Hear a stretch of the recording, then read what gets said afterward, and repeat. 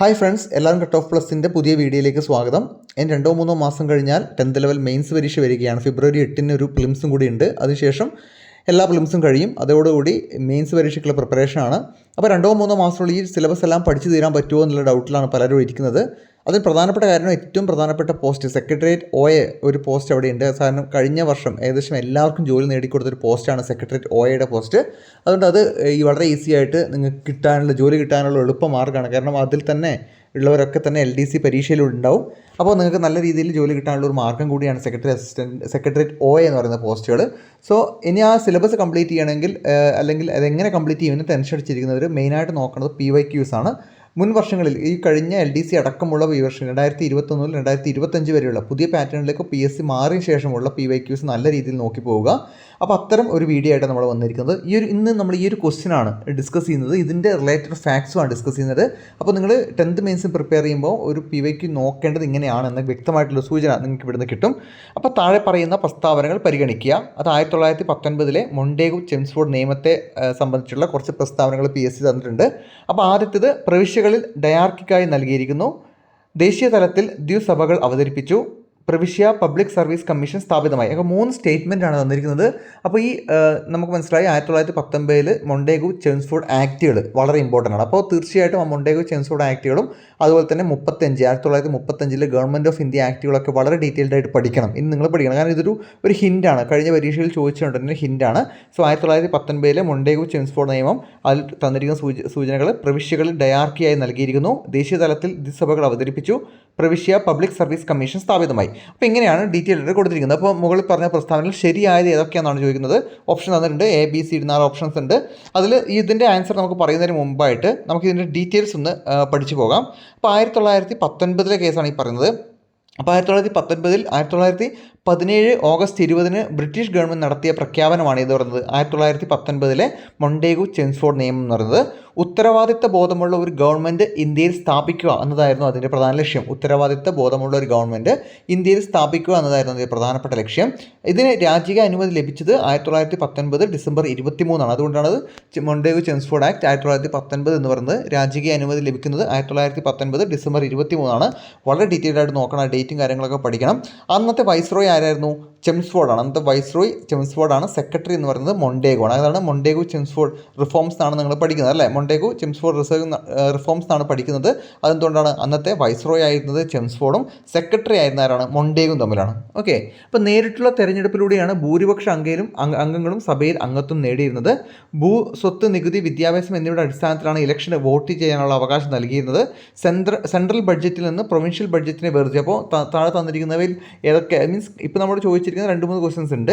അതുകൂടാതെ മറ്റ് ഫീച്ചേഴ്സാണ് പറയുന്നത്. ഒന്ന്, നേരിട്ടുള്ള തെരഞ്ഞെടുപ്പിലൂടെയാണ് ഭൂരിപക്ഷ അംഗങ്ങളും സഭയിൽ അംഗത്വം നേടിയിരുന്നത്. രണ്ടാമത്തത്, ഭൂസ്വത്ത്, നികുതി, വിദ്യാഭ്യാസം എന്നിവയുടെ അടിസ്ഥാനത്തിലാണ് ഇലക്ഷന് വോട്ട് ചെയ്യാനുള്ള അവകാശം നൽകിയിരുന്നത്. പിന്നെ സെൻട്രൽ ബഡ്ജറ്റിനെ പ്രൊവിൻഷ്യൽ ബഡ്ജറ്റിൽ നിന്ന് വേർതിരിച്ച നിയമമാണിത്, ഈ മൊണ്ടേഗു ചെംസ്ഫോർഡ് റിഫോം എന്ന് പറയുന്നത്. സെൻട്രൽ ബഡ്ജറ്റിനെ പ്രൊവിൻഷ്യൽ ബഡ്ജറ്റിന് വേർതിരിച്ചു. പ്രവിശ്യ നിയമനിർമ്മാണ സഭയ്ക്ക് അവരുടെ ബഡ്ജറ്റുകൾ നടപ്പിലാക്കാൻ അധികാരം ചെയ്തു. ഓക്കെ, പ്രവിശ്യ നിയമനിർമ്മാണ സഭയ്ക്ക് അവയുടെ ബഡ്ജറ്റുകൾ നടപ്പിലാക്കാനുള്ള അധികാരം ചെയ്തു. അടുത്ത പോയിന്റ്, സ്ത്രീകൾക്ക് വോട്ടവകാശം നൽകിയ നിയമമാണിത്, മൊണ്ടേഗു ചെംസ്ഫോർഡ് എന്ന് പറയുന്നത്. സ്ത്രീകൾക്ക് വോട്ടവകാശം നൽകിയിട്ടുള്ള നിയമമാണ് മൊണ്ടേഗു ചെംസ്ഫോർഡ് എന്ന് പറയുന്നത്. രാജ്യത്ത് നേരിട്ടുള്ള തെരഞ്ഞെടുപ്പും ദ്വിസഭ സമ്പ്രദായം മുന്നോട്ട് വെച്ച നിയമമാണ്. രാജ്യത്ത് നേരിട്ടുള്ള തെരഞ്ഞെടുപ്പും ദ്വിസഭ സമ്പ്രദായം മുന്നോട്ട് വെച്ച നിയമമാണ്. സിവിൽ സർവൻറ്റുകളെ റിക്രൂട്ട് ചെയ്യുന്നതിന് 1926 സെൻട്രൽ പബ്ലിക് സർവീസ് കമ്മീഷൻ രൂപീകരിക്കാൻ കാരണമാകുന്ന ഏതാണ്? ഈ മൊണ്ടേഗു ചെംസ്ഫോർഡ് ആക്റ്റാണ്. സിവിൽ സർവൻറ്റുകളെ റിക്രൂട്ട് ചെയ്യാൻ വേണ്ടിയിട്ട് 1926 സെൻട്രൽ PSC സ്ഥാപിതമാകാൻ, അതായത് കമ്മീഷൻ രൂപീകരിക്കാൻ കാരണമാകുന്നതും ഈ ഒരു നിയമത്തിൻ്റെ ബേസിലാണ്. പ്രവിശ്യകൾക്ക് മേലുള്ള കേന്ദ്ര നിയന്ത്രണത്തിൽ ഇളവ് വരുത്തത് ഈ നിയമത്തിലൂടെയാണ്. പ്രവിശ്യകൾക്ക് മേലുള്ള കേന്ദ്ര നിയന്ത്രണത്തിൽ ഇളവ് വരുത്തത് ഈ ഒരു നിയമത്തിലൂടെയാണ്. പ്രവിശ്യ വിഷയങ്ങളെ 2ആയി വിഭജിച്ചിട്ടുണ്ട്, ട്രാൻസ്ഫേർഡ് എന്നും റിസർവ്ഡ് എന്നും. ട്രാൻസ്ഫേർഡ് വിഷയങ്ങൾ നിയന്ത്രിച്ചത് ഗവർണർ, നിയമനിർമ്മാണ സമിതിയുടെ ചുമതലയുള്ള മന്ത്രിമാരുടെ സഹായത്തോടെയാണ്. എന്നാൽ റിസർവ്ഡ് വിഷയങ്ങൾ നിയന്ത്രിച്ചാലാണ് ഗവർണറും ഗവർണറുടെ എക്സിക്യൂട്ടീവ് കൗൺസിലും ചേർന്നിട്ടാണ്. അപ്പോൾ പ്രവിശ്യ വിഷയങ്ങളെ 2ആയിട്ട് വിഭജിച്ചിട്ടുണ്ട്. പ്രവിശ്യ വിഷയങ്ങൾ ട്രാൻസ്ഫേർഡ് എന്നും റിസർവ്ഡ് എന്നും വിഭജിച്ചിട്ടുണ്ട്. അപ്പോൾ ഇതിന് ട്രാൻസ്ഫേർഡ് വിഷയങ്ങൾ നിയന്ത്രിച്ച ആരായിരുന്നു? ഗവർണർ, നിയമനിർമ്മാണ സമിതിയുടെ ചുമതലയുള്ള മന്ത്രിമാരുടെ സഹായത്തോടെയാണ്. എന്നാൽ റിസർവ്ഡ് വിഷയങ്ങൾ നിയന്ത്രിച്ചത് ഗവർണറും ഗവർണറുടെ എക്സിക്യൂട്ടീവ് കൗൺസിലും ചേർന്ന കാര്യം കൂടി ഓർത്തുവരിക്കുക. ഓക്കെ. അപ്പോൾ ഈ ഈ ഇരട്ട ഭരണ വ്യവസ്ഥയാണ് നമ്മൾ എന്ത് വിളിക്കുന്നത് ഡയാർക്കി എന്ന് വിളിക്കുന്നത്. ഓക്കെ, ഈ ഇരട്ട ഭരണ വ്യവസ്ഥയെ വിവരണമാണ് നമ്മൾ എന്ത് വിളിക്കുന്നത് ഡയാർക്കി എന്ന് വിളിക്കുന്നത്. അത് ദ്വിമണ്ഡല സമ്പ്രദായ പ്രകാരം ഇന്ത്യയിൽ ലെജിസ്ലേറ്റീവ് കൗൺസിലിനെ അപ്പർ ഹൗസ് എന്നും ലോവർ ഹൗസ് എന്നും രണ്ടായി തിരിച്ചു. ഈ ദ്വിമണ്ഡല സമ്പ്രദായ പ്രകാരം ഇന്ത്യൻ ലെജിസ്ലേറ്റീവ് കൗൺസിലിനെ അപ്പർ ഹൗസ് എന്നും ലോവർ ഹൗസ് എന്നും ഇപ്പോഴും നമ്മളത് Rajya Sabha Lok Sabha upper house lower house ആയിട്ട് തുടർന്ന് വരുന്നുണ്ട്. സോ ഇവിടെ നിന്നൊക്കെ മീൻസ് ഈ ഒരു നിയമത്തിൻ്റെ ബേസിലാണ് ഈ കാര്യങ്ങളൊക്കെ വരുന്നത്. അപ്പോൾ നമ്മളോട് ചോദിച്ചിരിക്കുന്ന ചോദ്യത്തിൻ്റെ ഉത്തരം നമുക്കിപ്പോൾ ഏകദേശം കിട്ടും. ഏതൊക്കെയായിരുന്നു താഴെ പറയുന്ന പ്രസ്താവനകളിൽ പ്രവിശ്യകൾ ഡയാർക്കിയായി നൽകിയിരിക്കുന്നു എന്ന് നമ്മൾ ഓൾറെഡി പഠിച്ചു കഴിഞ്ഞു. അത് 1919 നിയമപ്രകാരമാണ് പ്രവിശ്യകൾ എന്താണ് ഡയാർക്കിയായി നൽകിയിരിക്കുന്നത്. ദേശീയ തലത്തിൽ ദ്വിസഭകൾ അവതരിപ്പിച്ചു, അത് നമ്മൾ പഠിച്ചു. ദേശീയ തലത്തിൽ ദ്വിസഭകൾ അവതരിപ്പിച്ചു. 3 പ്രവിശ്യ പബ്ലിക് സർവീസ് കമ്മീഷൻ സ്ഥാപിതമായി. പക്ഷേ നമ്മളത് പറഞ്ഞു, പബ്ലിക് സർവീസ് കമ്മീഷൻ സ്ഥാപിതമാകുന്നത് എപ്പോഴാണ്? 1926 അതിനുവേണ്ട ബേസ് സ്റ്റാർട്ട് ചെയ്യാനുള്ള ബേസ് തുടങ്ങി വെക്കുന്ന നിയമമാണ് ഇത്. 1919 മൊണ്ടേഗു ചെംസ്ഫോർഡ് നിയമം എന്ന് പറയുന്നത്. സോ ആൻസർ എന്ന് പറയുന്നത് ഓപ്ഷൻ ബി ആണ്. 1ഉം 2ഉം മാത്രമാണ് ശരി. അപ്പോൾ ഈ ഒരു ക്വസ്റ്റ്യൻ വായിക്കുന്നതോടുകൂടി ഇത്രയും ഡീറ്റെയിൽസ് പറയുന്നതോടുകൂടി നിങ്ങൾക്ക് 1919 മൊണ്ടേഗു ചെംസ്ഫോർഡ് ആക്ട് എന്താണോ അതിൻ്റെ പ്രധാനപ്പെട്ട നിങ്ങൾ 10th ലെവൽസ് നോക്കുമ്പോൾ ഏകദേശം ഇത്ര ഡീറ്റെയിൽസിൽ മാത്രം നോക്കി പോയാൽ മതി. മറ്റ് ഡിഗ്രി ലെവൽ എക്സാംസ് നോക്കുമ്പോൾ ഈ ട്രാൻസ്ഫേർഡ് സബ്ജക്റ്റ് എന്താണ് അല്ലെങ്കിൽ റിസർവ്ഡ് സബ്ജക്റ്റ് എന്താണ്, അപ്പോൾ അതിൽ കൊടുത്തിരിക്കുന്ന അതിലുള്ള സബ്ജക്റ്റുകൾ ഏതാണ് തുടങ്ങിയ ഡീറ്റെയിൽസൊക്കെ നിങ്ങൾക്ക് പഠിക്കേണ്ടി വരും. പക്ഷേ 10th ലെവൽ എക്സാംസ് നിങ്ങൾ നോക്കുമ്പോൾ ഇത്തരം കാര്യങ്ങളാണ് നിങ്ങൾ നോക്കി പോവേണ്ടുന്ന കാര്യം മനസ്സിലാക്കുക. അപ്പോൾ ഇങ്ങനത്തെ ഒരു രീതിയിൽ നിങ്ങൾക്ക് പഠിക്കാൻ നിങ്ങൾ ആഗ്രഹിക്കുന്നുണ്ടെങ്കിൽ ഞാൻ നിങ്ങളെ ഒരു കോഴ്സ് പരിചയപ്പെടുത്താം.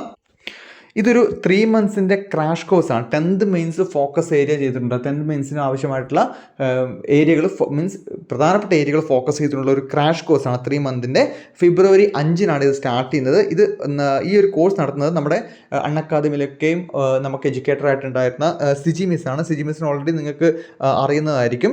അപ്പോൾ ഇതിൽ മാഡം കൊടുത്തിരിക്കുന്ന Kerala administration, special laws, IT, science, history, geography, economics, constitution, arts ഇത്രയും വിഷയങ്ങളുടെ ഫോക്കസ് ഏരിയ ഞാനിപ്പോൾ നിങ്ങൾക്ക് നിങ്ങൾ കാണിച്ച പോലുള്ള ഒരു ക്വസ്റ്റ്യൻ എടുത്ത് അതിൻ്റെ ഫോക്കസ് അതിൻ്റെ ഒരു ബേസ് കാര്യങ്ങൾ മാഡം നിങ്ങൾക്ക് പറഞ്ഞു തരും. അതായത് നിങ്ങൾക്ക് ഒരു PYQ കംപ്ലീറ്റ് അനലൈസ് വീഡിയോ പോലെ ഫോക്കസ് ചെയ്തിട്ടുള്ള ഏരിയാസ് ഏതൊക്കെയാണ്. ഒരു ക്വസ്റ്റ്യൻ കാണുമ്പോൾ തന്നെ നമുക്കറിയാം ഏതൊക്കെ ഏരിയാസ് ആണ് ഫോക്കസ് ചെയ്യുന്നത്. ഇപ്പോൾ നമ്മൾ പഠിച്ചിരിക്കുന്ന ക്വസ്റ്റ്യൻ നോക്കുമ്പോൾ തന്നെ നമുക്ക് മനസ്സിലാവും ആക്റ്റുകൾ വളരെ ഇമ്പോർട്ടൻ്റ് ആണെന്നുള്ളത്. 1919 1935 ആക്റ്റുകൾ ഡീറ്റെയിൽഡ് ആയിട്ട് പഠിക്കണം. സോ ഈ വീഡിയോയിലൂടെ അല്ലെങ്കിൽ ഈ ഒരു കോഴ്സിലൂടെ മീൻസ് മൺഡേ ടു ഫ്രൈഡേ നിങ്ങൾക്ക് 2:30 മുതൽ 3:30 വരെ ഒരു ഓൺലൈൻ സെഷൻ മാഡം നടത്തും. അപ്പോൾ ആ ഓൺലൈൻ സെഷനിലൂടെ നിങ്ങൾക്ക് ലൈവ് ക്ലാസ്സിൽ അറ്റൻഡ് ചെയ്യാം. അറ്റൻഡ് ചെയ്യാത്തവർക്ക് അത് റെക്കോർഡ് ആയിരിക്കും അവിടെ അവൈലബിൾ ആയിരിക്കും. അപ്പോൾ എന്തെങ്കിലും നിങ്ങൾക്ക് ഈ കോഴ്സ് എടുക്കാൻ താല്പര്യം ഉണ്ടെങ്കിൽ നിങ്ങളിപ്പോൾ കാണുന്ന നമ്പറിൽ 8078962109 എന്ന നമ്പറിൽ കോൺടാക്ട് ചെയ്താൽ മതി. മാഡം കൂടുതൽ ഡീറ്റെയിൽസ് നിങ്ങൾക്ക് അവിടെ പറഞ്ഞു തരും. അപ്പോൾ ഇതാണ് ഇന്നത്തെ വീഡിയോയിൽ പറയാനുള്ളത്. താല്പര്യമുള്ളവർ എടുക്കുക. നല്ലൊരു ഓപ്പർച്യൂണിറ്റി ആയിരിക്കും. 3 മാസം കൊണ്ട് നിങ്ങൾക്ക് കംപ്ലീറ്റ് ആയിട്ട് ഇത് വലിയ ഫീസൊന്നുമില്ലല്ലോ. 3 മാസം കൊണ്ട് കംപ്ലീറ്റ് ആയി നിങ്ങൾക്ക് പഠിച്ച് പോകാൻ തരത്തിൽ നിങ്ങൾക്ക് പോകാൻ പറ്റും. അപ്പോൾ എല്ലാവരും മാക്സിമം യൂട്ടിലൈസ് ചെയ്യുക. പുതിയ വീഡിയോ ആയിട്ട് അടുത്ത ക്ലാസ് കാണാം. താങ്ക്